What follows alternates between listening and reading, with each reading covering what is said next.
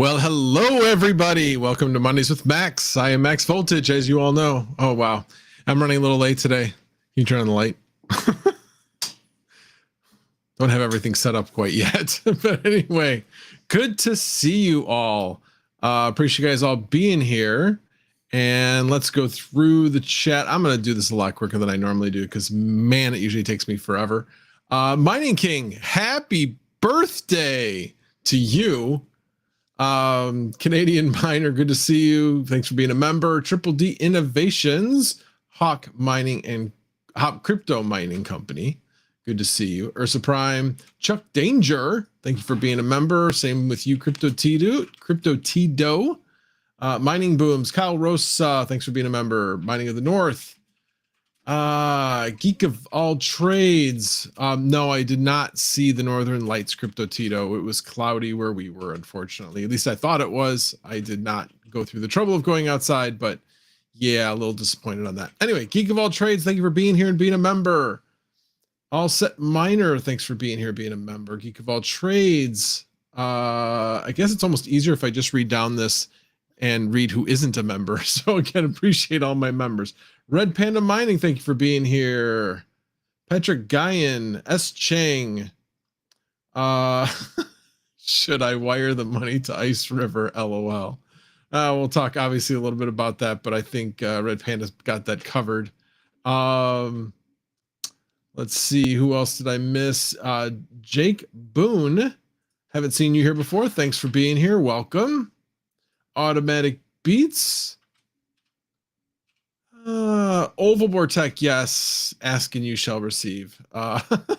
Thanks for being a mod. Now get to work. Solar Miner, King Mining, Hilo Crypto, Integra Guy. Hey, to you as well. Aussie J Mining and Crypto. Paul D. It is not a new plaid. Nice try though. Joker Miner, because it's one of those things, you're gonna be right eventually, right? But I'll probably end up doing it on a day that you're not here like I did it the last time. That was just so wrong. Anyway, Hobby, it's good to see you. Appreciated your video on the heat bed. I just watched that this evening. K-Trim. Wait a minute. I know I just saw a new name. Sadie Sometimes, good to see you. Gordon Murray. Kyle Rosa, if I hadn't said you already. Slick Nick 87, Blue Dragon Miner, and of course the infamous Sunflower Mama is here and being my producer and putting up chat messages up, and did a little bit of reorganization of where I have my screen, so I'll actually hopefully see it when she posts it up now. Cincy Miner, good to see you. New name. Appreciate you being here and welcome. Todd Tebow. I'll get there in a second. And I think that is it. All right, cool. Red Panda Mining, thank you very much for the super chat of Canadian $13.99. And Hawk, I'm scrolling up. And Hawk, thank you for the $10 super chat. Happy birthday, Mr. Mining King. Mr. at the Mining King. All righty. Well, let's talk. It's funny, as I was driving home from work, I was kind of like, what am I going to talk about tonight? And it just had no idea. It's just been real busy this weekend with some things I was doing. In fact, sometimes I just really wonder about myself. So I have a Asus 3060 dual, and both fans are just completely dead. Completely dead. We're not spinning at all. And so I was like, yeah, I don't think this is the same one I had before. So I have two of these. I don't think this was the same one as before. I think it's the other one. So I go to order fans off of Amazon. It says it's for the 3060 mini dual. I mean, it is the right size fan. The fans fit. And then installed them. The fans do not work. Realized that they are the wrong fans. And as I was taking it apart, I was thinking, that's funny. That was missing a screw. And then I thought back and thought, I remember putting one of these back together, one of the two of them back together without one of the screws on purpose, because with an Asus Dual, you can actually take off the fan shroud without like completely separating it, but you need this fancy dancy screwdriver, right hand screwdriver, to get it one of the screws, or to get two of the screws. And I thought, this is dumb. I don't really need to have that more than one of those installed, since I don't, with what I'm doing with it. So anyway, then I realized I've done this before. And then I realized, after looking at my order history of Amazon and looking at my order history of InRobert, that this is the same one that I installed new fans on 11 months ago. So, and I made the same mistake. So I have since returned, actually Sunflower Mama returned for me today, the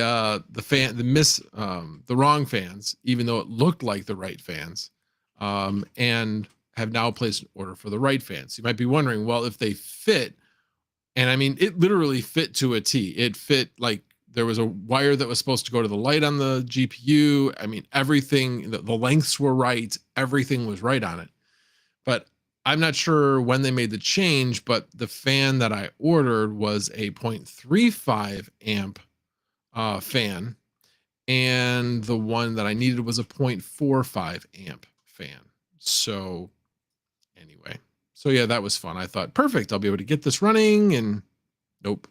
I mean, it is running. I just have it running at a lower hash rate. I basically have tuned down the clocks so that it runs at a cool temperature. So basically, I have it doing Nexa, and Nexa would typically be around 47, 48, that range. And I have it doing like 41, and it's keeping the temps way under control. Plus, I have a fan directly on it. So it's working, just not ideally. But anyway, that was some fun I had this weekend. And last week I did get my Hive Mapper. I have been stuck doing work and other things, and have not gotten around to getting it installed and trying it out. I was going to do it yesterday, but I was just too tired. Been fighting this thing off that everybody seems to be getting. Managed to keep it out of my chest so far, which is good. So anyway, so I'll hopefully be able to get that running this week and get some videos up on that. Actually have a route planned out, which has not be brand new virgin territory for Hive Mapper, just west of where I live. There's only been a few routes that have been actually mapped west of me. So figured I'd take like a 50-mile ride out there and map some new roads for Hive Mapper. So that's in the plans for this week. So, alrighty, well, let's talk about the first subject. First subject, of course, is the thing everybody is talking about, and that is the IceRiver KS2.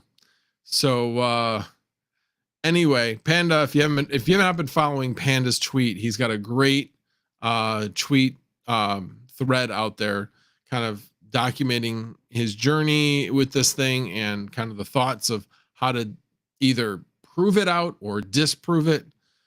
So yeah, so anyway, a lot of that he's been documenting, but so far looks like it exists, and it looks like it is real, is what it looks like.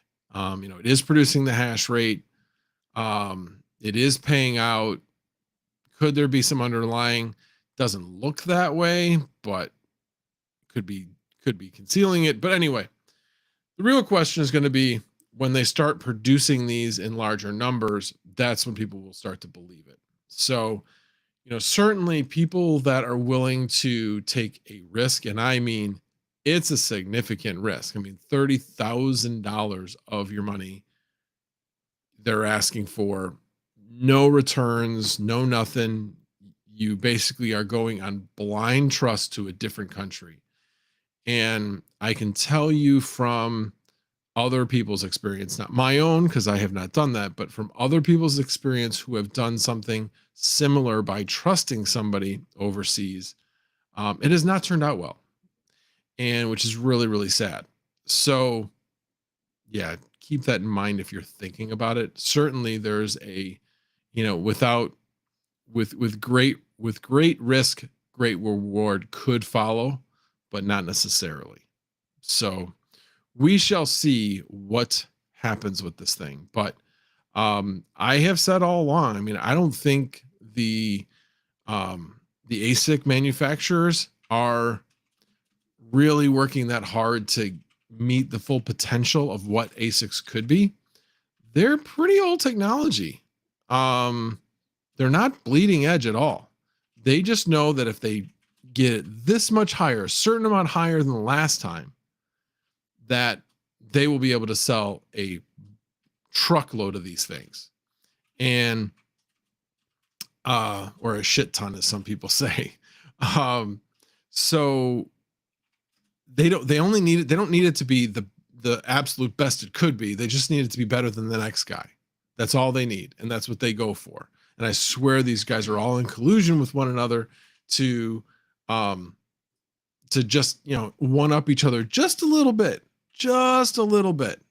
Could be wrong, but I fully believe that maybe Ice River, being that it's on a unique coin, you know, they could really just blow things out of the water with their innovation.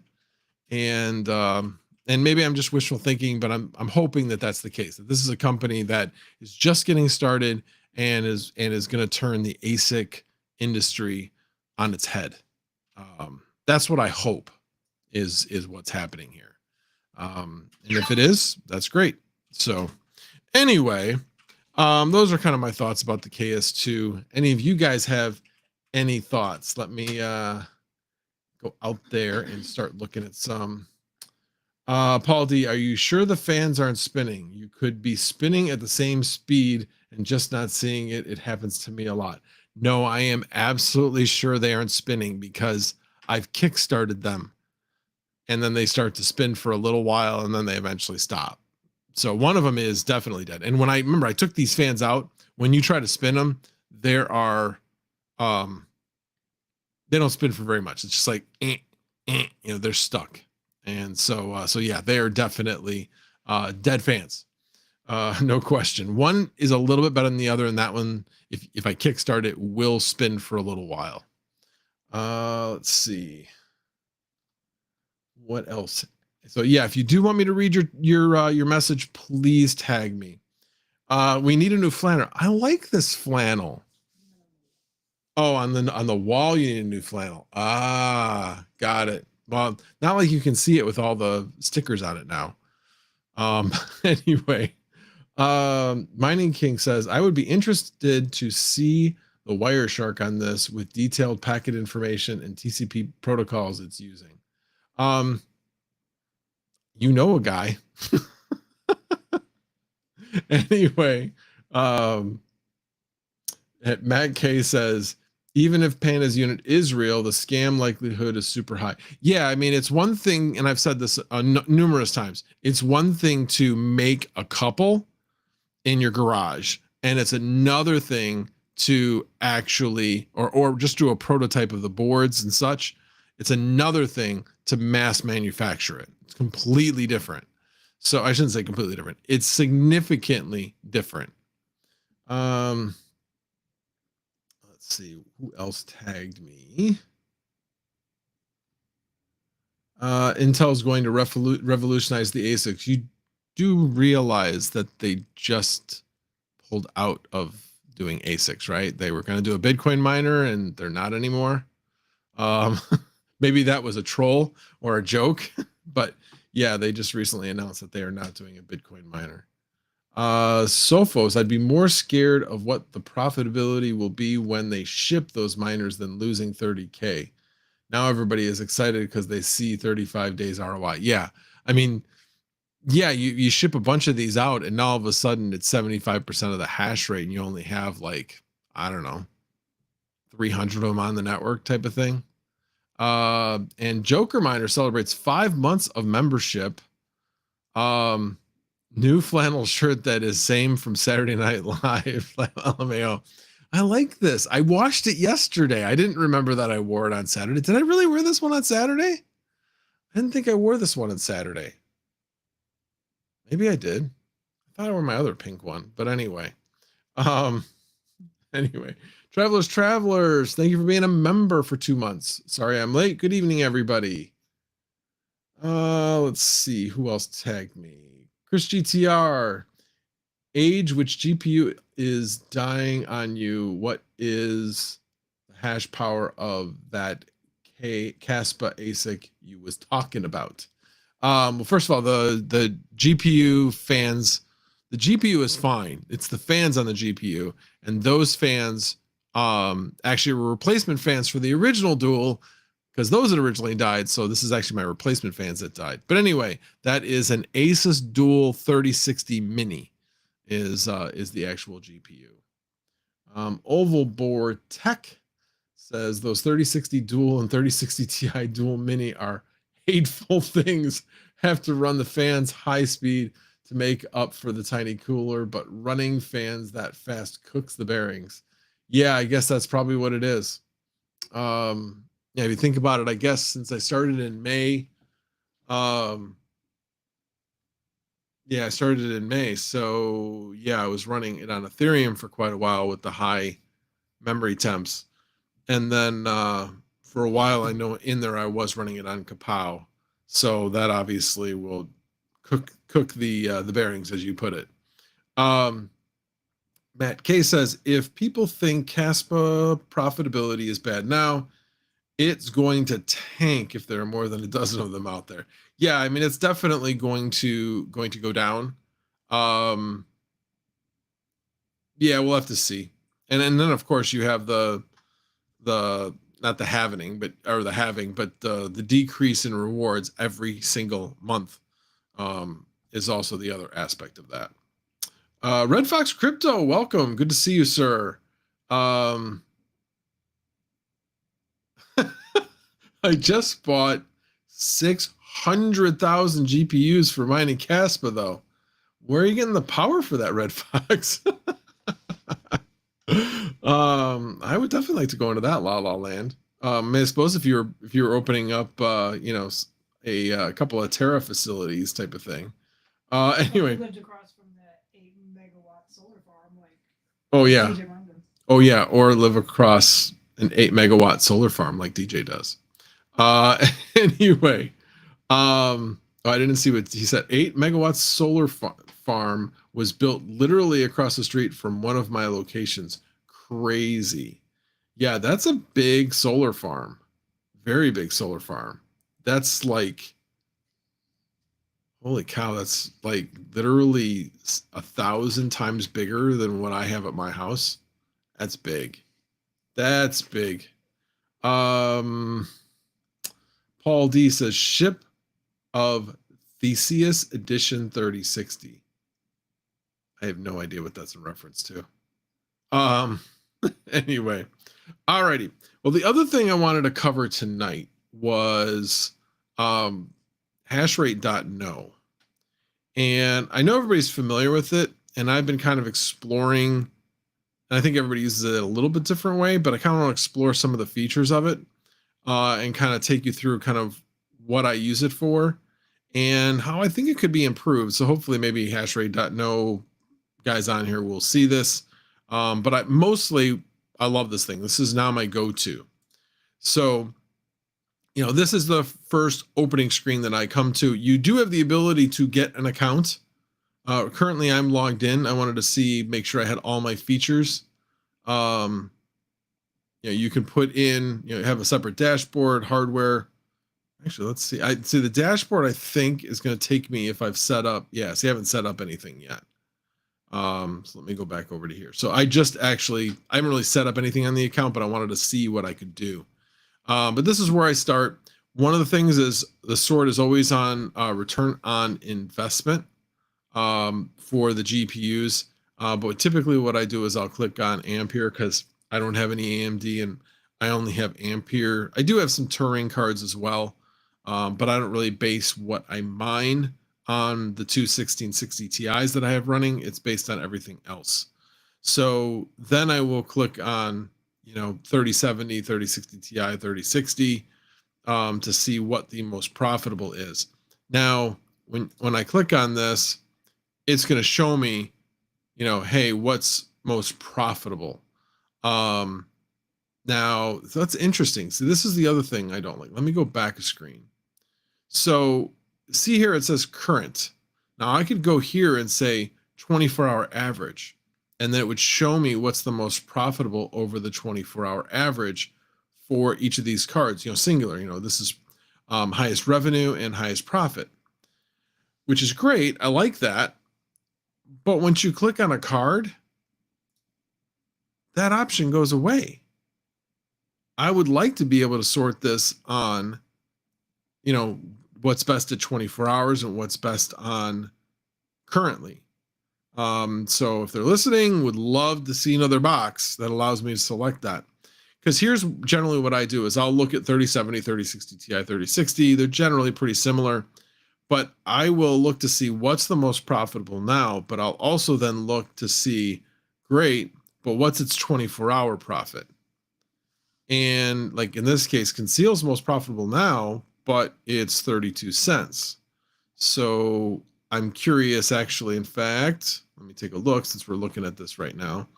Let me duplicate this and go up here and go to Conceal. I'm just curious if the reason why it's so much more profitable is because it had a pump in price. Yeah, look, there's your big old pump in price. Yeah, I can zoom in a little bit. Didn't want to do that. There we go. So you can see there's a big pump in price. Although it's not that big. It's here, let me do this. I've been looking at 1 month. I mean, obviously it's nowhere near where it was, but it's seen a little bit of a pump. 0.5. I mean, that's not that big. It really isn't. It's only looking at like 1% change. So that's definitely not it. It looked big on a small scale, but once you kind of pull back and look at the bigger picture, it's not really that big. Anyway, but so that obviously isn't the reason why. Must have had a decrease in hash rate or something like that. But anyway, I will look at this and be like, okay, do I want to make a change because it is a lot more profitable right now? I generally don't like to chase the hash rate or chase the profitability. I like to look at trends, and this is 13 cents. Right now I'm mining Nexa, which is 17 cents. So over 24 hours, this is still more profitable. So I'm not going to make the change to Conceal until at least I see that 24-hour profitability change. Dynex right now is at 22 cents. Definitely thought about changing there. But right now for me, Nex is just easier to mine than Dynex, even though Dynex is more efficient. But the other thing that kind of makes me think about this too is right now I have it set at 10 cents. I'm probably closer to 10 cents right now. Our power rate actually went up a bit, which is kind of weird. I'm not really sure why. But yeah, I was looking at it over the last day or two, and really the average price of electricity, just the supply side, is around 5 cents would be my guess. So about 10 cents overall. But if I were to take this down to 8 cents, which is where I had been, let's see. Yeah, we're still better off with Dynex, but it closes the gap a bit. So anyway, so this is kind of what I look at when I'm deciding on where I'm going to mine.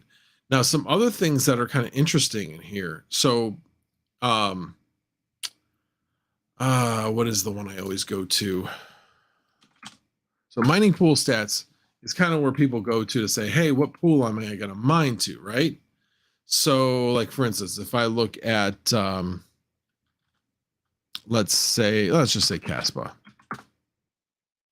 And you can see all of these mining pools. Now, I have not done this yet, but if you go here and you look at pools, it shows you all the different pools. But so let's go to coins.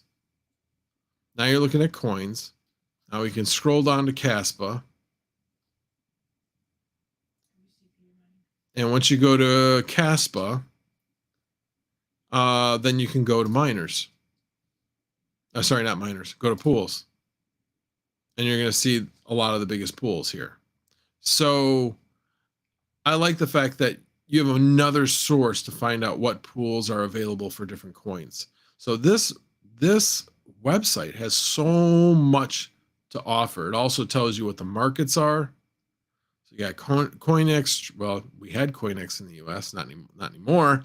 We have Trade Ogre, Chegex. I'm not even sure how to pronounce that, if that's right or not. Zegex. Anyway, Expitron. So definitely a couple places that you can sell your Caspa. And again, don't have to go to a different. Normally I would get this from CoinMarketCap, but a lot of that information is here. So now it doesn't have all of the information like you're looking at price. It tells you what the price is at TXBit, but not at the other exchanges yet. So they're still building it out. I'm sure they're still building APIs in order to pull this information, but yeah, this is really pretty cool. Benchmarks. I will get to those questions in just one moment. So anyway, I'll go back to this in a little bit, but let me get to any questions people might have. Let's see here. So, as Chang says, so RPM will have at least 1.5 months to mine before any KS12 ships, around 30,000. Yeah, Casperworth. Yeah, anybody could do that math, but yes, he is. He's worked hard to be in the position he's in, and there are, with all the hard work he's put in, there are certain benefits, and so kudos to him. All right, let me scroll down. Paul D says Conceal has about $750 in volume. Yeah, not much trade volume, I guess. Golden Wolf, good evening from Seattle. 8:55. Chris GTR, zoom in, homie. I did. Oh, we were talking about this one? Yeah, I guess I can do that. So you can actually see what's going on. That is pretty interesting. Varium Seal. I'm not sure. I'm not sure where this information is even coming from. But that's interesting. C1100 is the highest, has the highest hash rate. U50C, whatever that is. I don't even know what that is. TUL-TH53, and then the 4090, Force Kitten, 4080, 4070 Ti, and such. Oh, this isn't hash. Okay, I know what this is. This is basically saying how much hash rate it provides, not how much hash rate overall. I'm an idiot. Anyway, alrighty. Somebody somewhere along the way, I was told, asked me if I do CPU mining, and yes, I do. Right now, I'm doing Bitorium. I was doing Raptorium, but I have a decent sized bag of Raptorium, so I thought I would start mining something else that was a little bit more profitable. I don't know anything about Bitorium other than it's a spinoff of Raptorium from what I understand. So doing that because it is more profitable than Raptorium right now. And in fact, if you look at CPUs, at least it was. So CPUs, I'm mining with a 5950X. And you can see here that Bitorium is about twice as profitable as Raptorium right now. But don't tell anybody.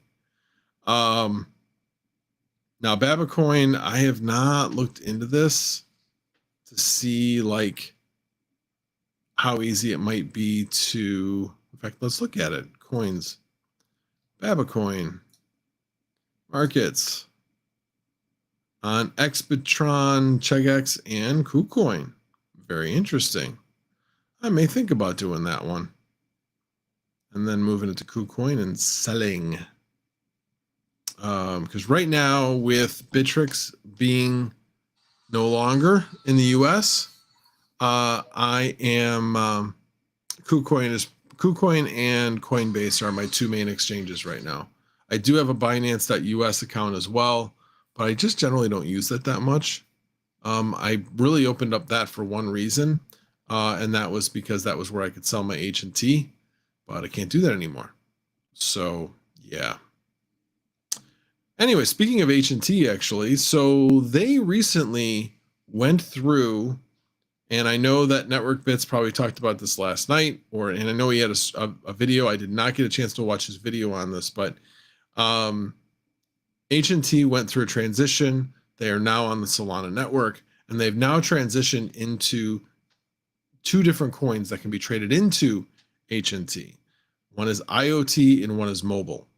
So the standard old LoRaWAN H&T hotspots are now generating IoT.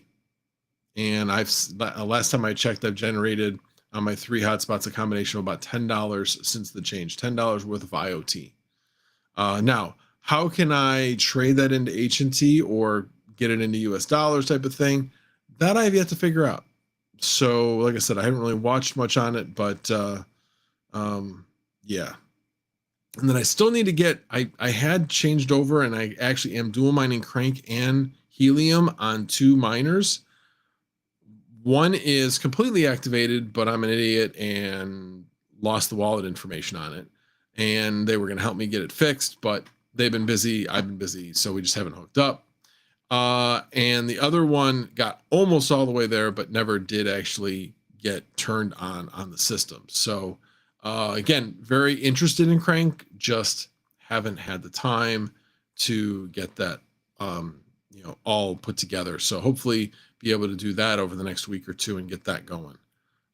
Anybody else in the chat actually got their Helium miner on Crank? In fact, I will put a post or a poll. If you have a Helium hotspot,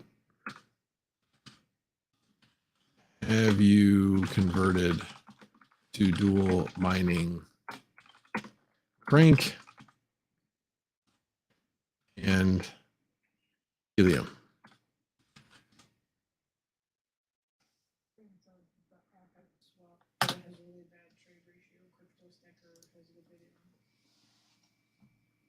Who said that? Can you post the comment?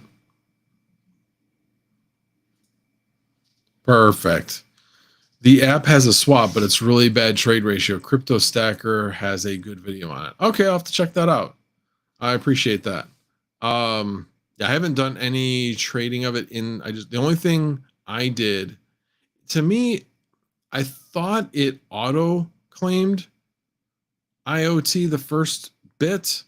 And then I went in there today and it was like, claim your IoT, claim your tokens or something like that.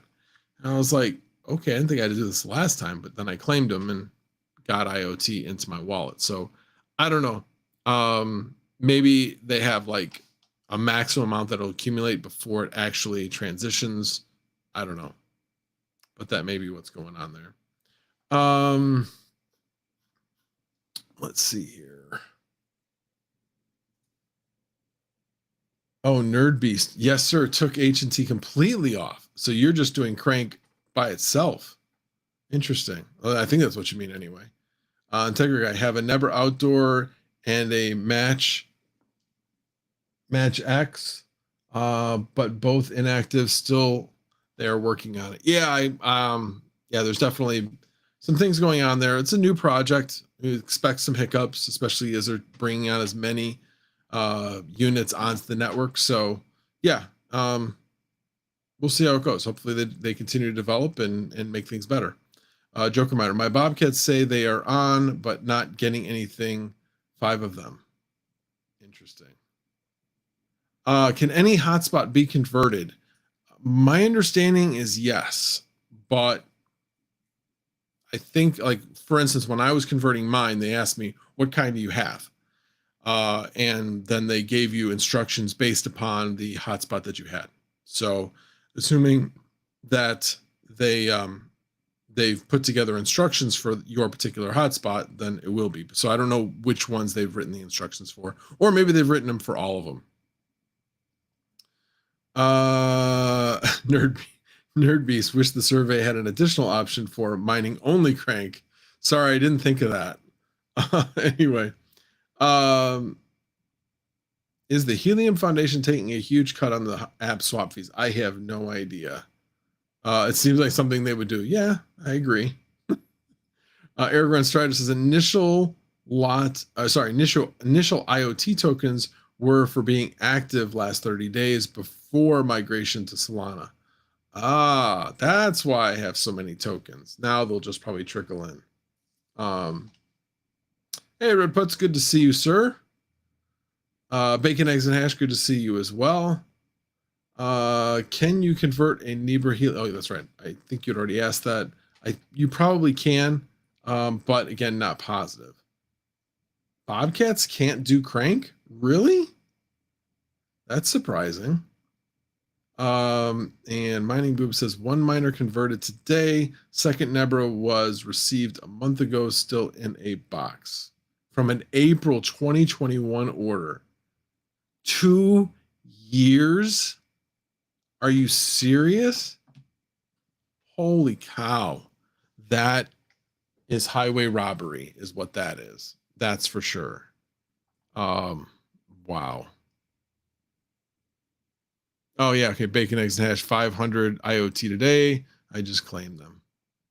How much is that 500 IoT worth, Bacon, Eggs, and Hash? I don't even remember how many IoT I have. Sometimes I was thinking it was like 10,000 and it was worth $100. So 500 is probably worth like, I'm got to figure out how many zeros I need to remove from the 500. Probably worth like 50 cents, maybe. About 70 cents. Okay, got it. 380 IoT was about 70 cents. Okay. All right. So thereabouts. 500 is going to probably be closer to almost $1, but not quite. Says you have 12,000 IoT in the wallet. Got it. All righty. Yeah, I didn't have a lot to talk about tonight. Oh, well, I guess we can talk about Hobbyist video. In case you haven't seen it, it's kind of interesting. And, again, I am not being critical of anybody. I just definitely find it interesting because I see different people say different things about different things in the community and in the market.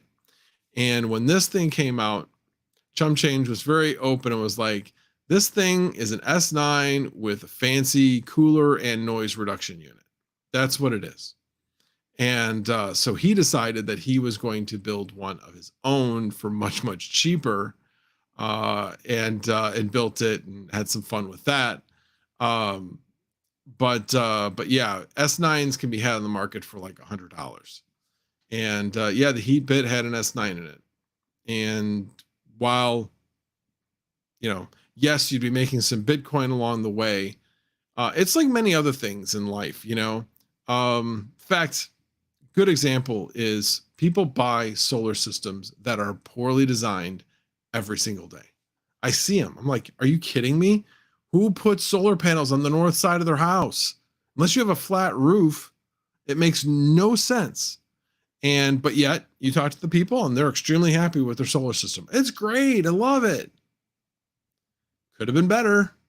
So I look at the Heatbit idea as not a bad idea, but badly executed. And could it have been done for much lower cost? Yes, much lower cost. So, I look at it that way, but at the same time, that doesn't mean that people that would buy it wouldn't be extremely happy with the product because they don't know any better. Like I said, same thing with people that buy solar systems that just don't know any better. In fact, helping out a guy at work, he was asking me, hey, I'm looking to do solar. Do you know anything about it? I'm like, oh yeah, you got a couple hours because I'll talk your ear off. And so anyway, he actually came back to me today and said, yeah, they, I got these people that came over and they said, yeah, it sounded more like a lease.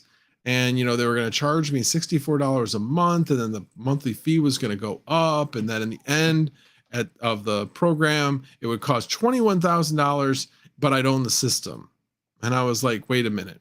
So you're paying $21,000 and they're taking care of all the rebates and they're getting all the rebates.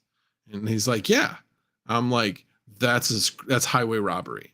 I said, and his system actually was the same size as mine, 6,000 watts, 6 kilowatt system. And I said, yours is the same size as mine. I said, mine cost the same amount, gross, but my net was only 7,900 after all the rebates. So that's crazy that's what they're charging you if they're taking care of. Now, again, they can't take care of all the rebates because your tax return is your tax return. They cannot use your tax credits. But all the rest of them, the SRECs that we have in the state of Illinois, the agreement, you can sign away your SRECs where they will just deduct it from the cost of your system. And they'll have to deal with all the headaches involved with SRECs. Or they can help you with the SRECs, but the SREC check actually comes to you, and you have to make sure that you are following up on it to make sure it's finalized. And that's what I chose to do, and actually almost burned me a little bit. But anyway, there's pros and cons to doing it either way. But anyway, thing is that he doesn't know any better, so he was kind of like, "Oh, this doesn't sound so bad." I'm like, "Oh, that's horrible." I said, "What company was it?" He said, "Sunrun." Like, yeah. That's the same. Those are the same company that put solar panels on the north side of this guy's house. And anyway, the density of the panels was horrible on this guy's house. It was literally silly, absolutely silly the way that it was put on their house. Anyway, totally getting off on a solar tangent. Anyway, let me see what Chum Change. I had no idea you felt that way, that Heatbit was a scam. But thank you for the 13 months of membership. Very much appreciated. I really, really want to know where Linus Media Group gets their flannels from, because I need flannels to sell. Anyway, not looking to make money on them, but I get asked every so often about, hey, when are you going to get a flannel? Not that we're heading into the season, but it's probably going to take me, a good, a couple of months to get them set up and such. So anyway, let's see. So Integra Guy said, mining BTRM2, trying to get enough for a master node. Yeah, I'm not even trying that. I'm just cashing it out. Definitely need some cash. So mostly what I'm mining right now, I'm moving to Bitcoin, and then probably will cash that out in the month of May. Let's see. What else did I miss? All right. I have no mining rewards, LOL, since the move, says Joker Miner. You talked about that. All right, let me see. And I scrolled up too far. There we go. Retro Mike Tech, welcome, sir. I pre-ordered the new Heatbit Mini. It's a much better deal. 10 terahash at 300 watts with air purification for $249. I didn't even know that existed. What's actually inside that thing? Somehow, is that really real? For $249, 10 terahash? Anyway, Travel says, speaking of Heatbit copies, I got your S9 packed up, ready to ship finally, trying to ship Wednesday. Got it. S-Chang, solar panels on the north side. Maybe those people thought sun revolves around their house, 360 degree of coverage. No, they just didn't know any better. Like I said, I've talked about this before, but when they initially proposed solar panels for my house, they wanted to put it on the garage, which is a first story roof instead of a second story roof. Well, the way my house is facing, it faces southwest. Yeah, southwest. So the panels face on the roof face southeast. Okay. So with the way that the sun was coming over, the garage was on the first floor, so it was shaded by the house for a portion of the day. On top of that, I have a big honey locust tree that shades those panels during the entire winter. Now, again, no leaves. There is sun that comes through, but it's still, the branches are in the way. It is going to affect how much sun those get. And they had this in the program. So they showed me this and they're like, look, your payback is this. I said, uh-huh.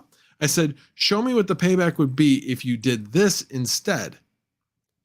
And they're like, okay. So then they said, okay, here's the cost of the system. And I'm like, yeah.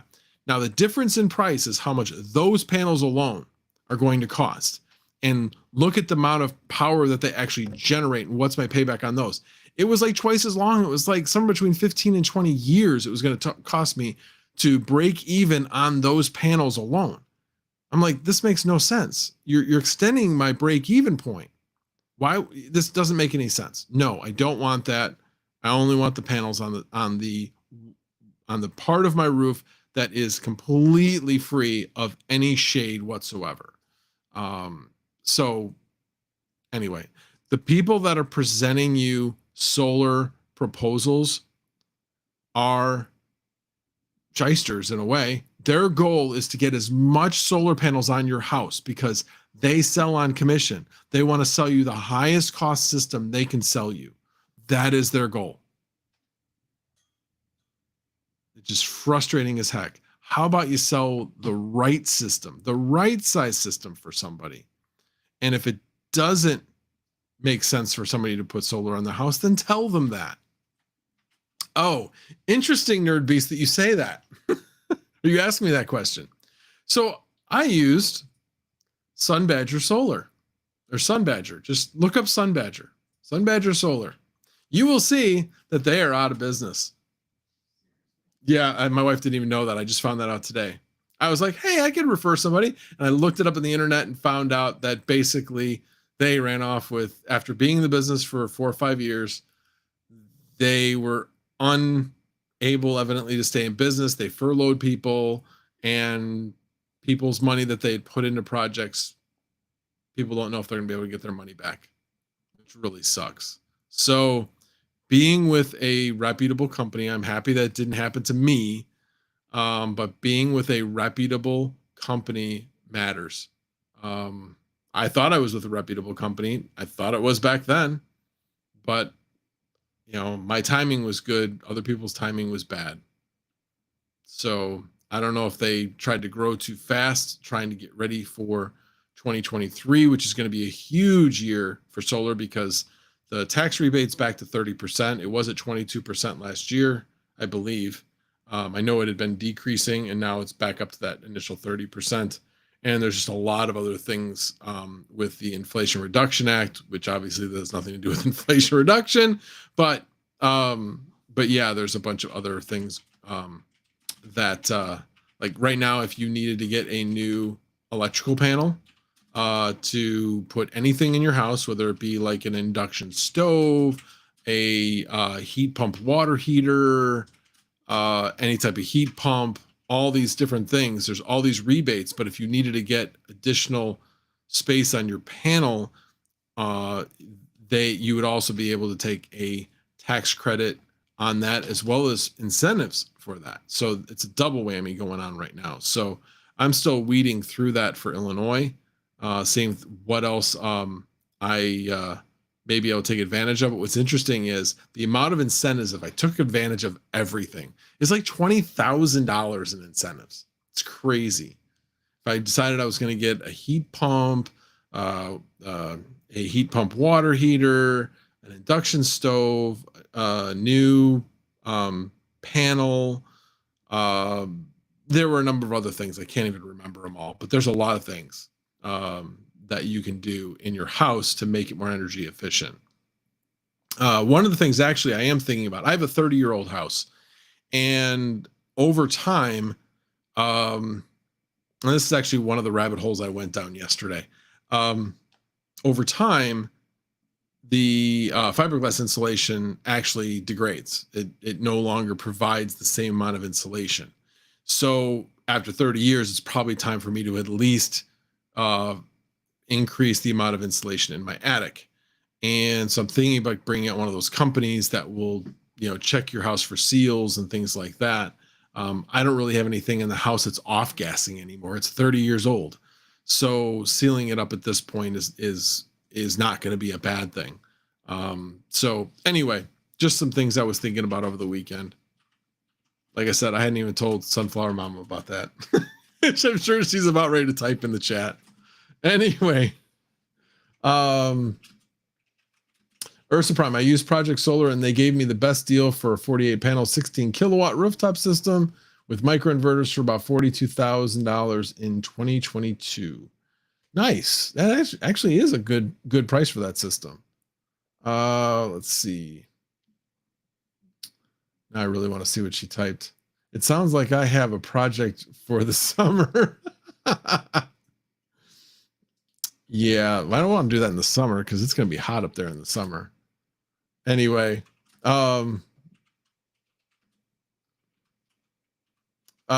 Strider, my solar is installed and working, but I can't turn on until local utility gives me the okay. Yeah, that's the biggest problem with anytime you're doing this, especially if you're hooked. Well, if you're hooked to the grid, you have to get their permission, and meaning that they have to come out and do a last inspection. So yeah, that is a pain because you're kind of like, oh, I want to get this thing turned on. Please let me turn it on. Ours was pretty quick. I think it was only a couple of days. It really wasn't that bad. All right. How do I even say that? The hobby heat minest miner. Miniest miner? Anyway, I don't even know how to say that. I was like, should we call him heat miser? Anyway, DJ Mines with a $2 super chat. How often does solar tech improve? 2 to 3 times performance? You know, I haven't looked into it, but I know when I put up my panels, everybody's talking about, oh, they degrade by, 3 to 4% per year. And, in 15 years, they'll be putting out, only 80% of the power that they originally were, blah, blah, blah. And I'm like, what difference does it make? Because you'll probably realize that you're going to break even much quicker by replacing your panels when the technology gets a lot better. So I don't know if I don't think we've had a huge leap. We've had iterative improvements, but not this like technological change that solar panels will eventually have. So yeah, I don't know when we'll get to the kind of that big jump. Esching, from my experience with home renovations, it's not the age of insulation that matters. It's more on air leakage. Yeah. I mean, that's one of the reasons why I was looking at bringing in, sealed is like all over the place on the internet. Not sure I'll necessarily bring in them, but some company that's similar to that actually checks your house for leaks. But at the same time, from what I was reading, and this was not just on companies that, do attic insulation, but that seems to be kind of the best bang for the buck for improving your heating and cooling performance in your house. But anyway, let's see here. Argon Strider, the estimate is local utility will be 4 to 6 weeks or longer. Ouch. That's a long wait. Network Bits. No, I have not staked my crank yet because you missed the conversation earlier. I don't have access to my wallet because I'm an idiot. I had already talked to, I can't remember his name. Milan, I think. Anyway, he was going to kind of restart the process with me, but we've never hooked up after that. So I need to get that going and just start from scratch again. But hey, I'm supporting the network at least. The way I look at it is it's not costing me anything to support the network because I would have them on anyway to do Helium. So go figure. But anyway, insulation, more rigs. This isn't a overboard. This isn't about the heat. This is about the cooling. It's definitely about the cooling.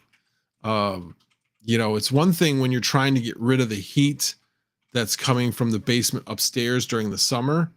But the biggest problem is that you're generating heat from outside, making it harder to keep the upstairs cool, along with what you're trying to evacuate the heat from the basement as quickly as possible. So yeah, that's the combination. So yeah, definitely, and that's the other part of it is, yeah, I can add more miners to the basement, but then I would even be able to use less heat because it would keep more of the heat in. So there you go. At least that's my thought. Oh, Vortec, fine. Let's see, what else did I miss? I think that pretty much. Chum change have a hot roof. It also helps a lot. What the heck is a hot roof? Oh, I see what you're saying. So you're saying put it in the attic is what you're saying, right? Is that what you're saying? Oh, it's a spray foamed roof.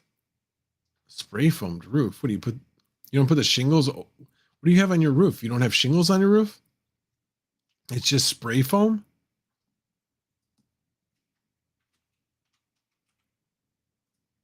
Yeah, I'm sure it'd be expensive as heck. That's for sure. But the underside. Oh, yeah. Okay, got it. Yeah, I know what you're talking about. I've seen that. I just didn't know that that's what that was called. That was called a hot roof. Yeah, I've definitely seen that. Yeah, that'll be interesting. Like I said, I have literally just started to go down the rabbit hole this weekend. So yeah. Did Nerd Beast have a question? Oh, okay. Oh, but yeah, go ahead and DM me, Nerd Beast. I can kind of so here's one other thing. In fact, let me do this again. Let me do here. Here's where I started, and I know a lot of people that have started here and had really good luck. Now, this is also where I found Sun Badger. So keep that in mind. Now, I'm sure they probably try to get rid of people on here, but let me think. Let me think of a. This is not my zip code, so I was trying to think of.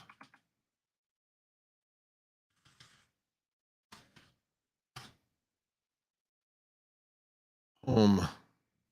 Next. I own, and this could probably ask me for. Let's just say that. Sure, I'm interested in solar batteries. Backup power, maximize savings. That's what I wanted for. All right, I will make it bigger. Let's find your roof. No. Let me see if I can think of something. Well, I didn't put in. I could have done that. Hold on. They could still dox me though, because I probably have that listed under. So I won't do that.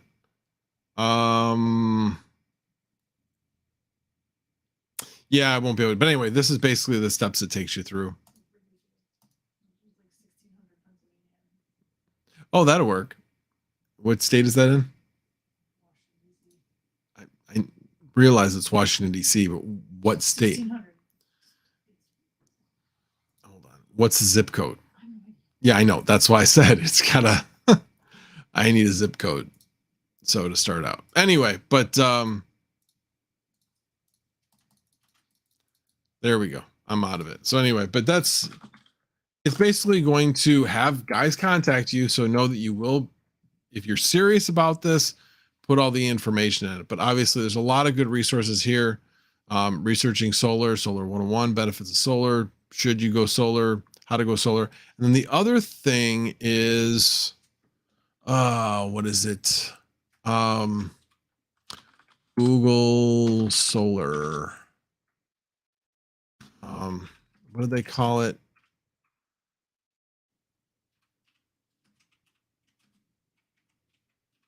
Project Sunroof.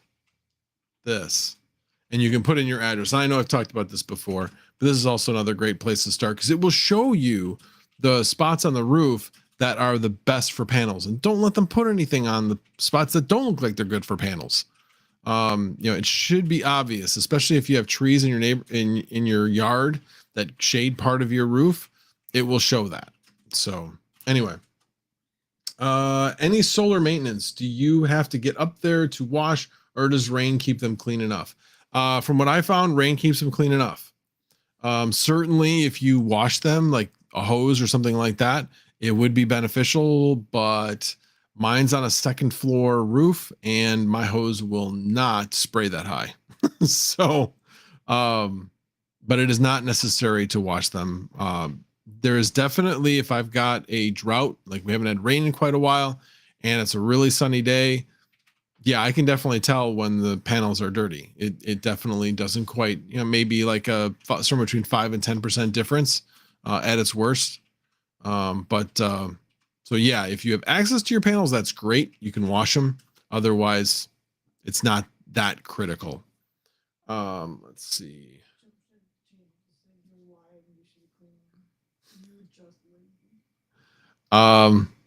I am not going to kill myself. Listen, you were on the roof. Never. I've been on the roof before, but no, I'm not dragging a hose up to the roof to clean off my panels. No, I am not doing that. That's an accident waiting to happen. And Mother Nature does a good job. Now, as far as snow, yeah, I do not go up there. I do not go on my roof when there's snow and push the snow off.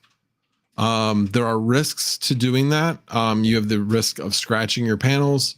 So yeah, I've read up on that.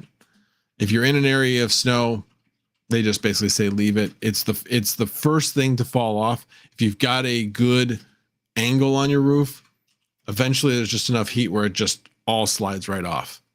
So we've had that happen plenty of times. Just don't want to be standing underneath it. Travelers Travel says, check out Engineer 775 on YouTube. He has a really good solar off-grid videos with many large customer installations. Cool. Bacon, Eggs, and Hash says, that's what kids are for. Send one of them up, LOL. Well, one of them doesn't even live here anymore, and the other one makes too much money to send up on the roof. Yeah, it makes too much money to send up on the roof. Anyway, a power washer, yeah, I'd have to still drag the power washer up to the roof because it is not going to shoot 2 stories into the air and then land back down on them. Anyway, alrighty, enough talk about solar. And that's pretty much all I had. I've actually been talking for an hour. Are there any last questions before I sign off? But thank you all for being here. I appreciate it. 45 likes and 80 concurrent viewers. I appreciate you all. But if you would, I would really appreciate it if you could hit that like. Anyway, I do not own any sleeveless flannels, and I will not be owning any sleeveless flannels. Oh my God, you do not want to see this in a sleeveless flannel. I mean, I suppose the cable guy, yeah, but no, I do not want to look like the cable guy. Thank you very much. Anyway.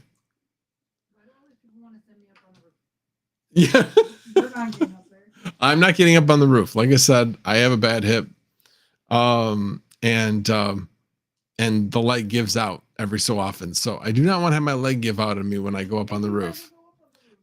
I've been on the roof before. It's just been a while because there hasn't been a reason.